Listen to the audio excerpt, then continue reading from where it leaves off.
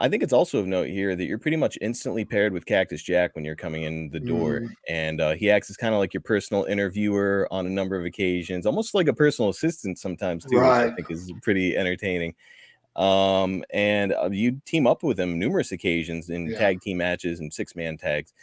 Looking at the two of you at the time and your characters, it kind of seemed like the perfect fit. Did you see some potential in a long-term tag team with Cactus?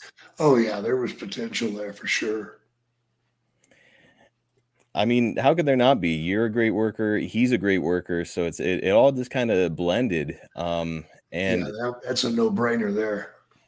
Mick, by the way, is very complimentary of your work in his autobiography, and he said that talking to you felt like going to school a lot of the time.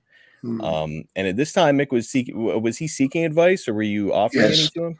yes, he was. Oh, really? Yeah, he was wanting my opinion on stuff to see what I thought about this, thought about that. He was a young guy wanting to learn, man. He was hungry.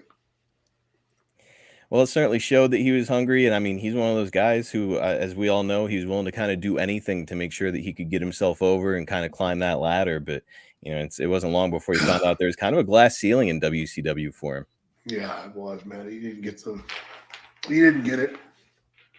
Well, we know he would go on to be one of the biggest stars in the '90s, and we also know that you weren't always fond of his reckless style at the time. Though, what positives did you see in Mick's work that really kind of stood out for you? I Anything you love, could? I love Mick's reckless work, Ah, okay. but I feared for his life. Hmm. I feared for his health, and I don't know what kind of man I'd be if I seen somebody setting somebody on fire. If I didn't say stop, what kind of man would I be? I'd be pretty much a big asshole. Don't set him on fire. Oh, go ahead, set him on fire. He'll be all right. No, he won't. And that was my only, I'm not knocking him and what he was doing. I just feared for his health and his well being. Man, hard to blame you with some of the shit that he was doing, like Oh my those God.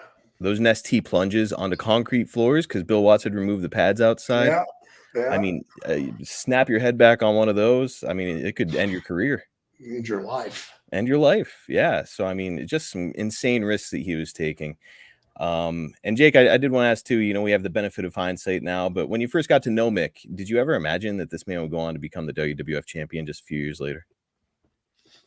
No, How could you, right? not as Cactus Jack.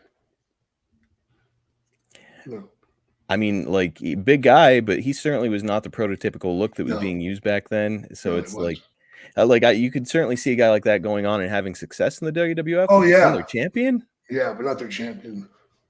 Just Yeah, remarkable.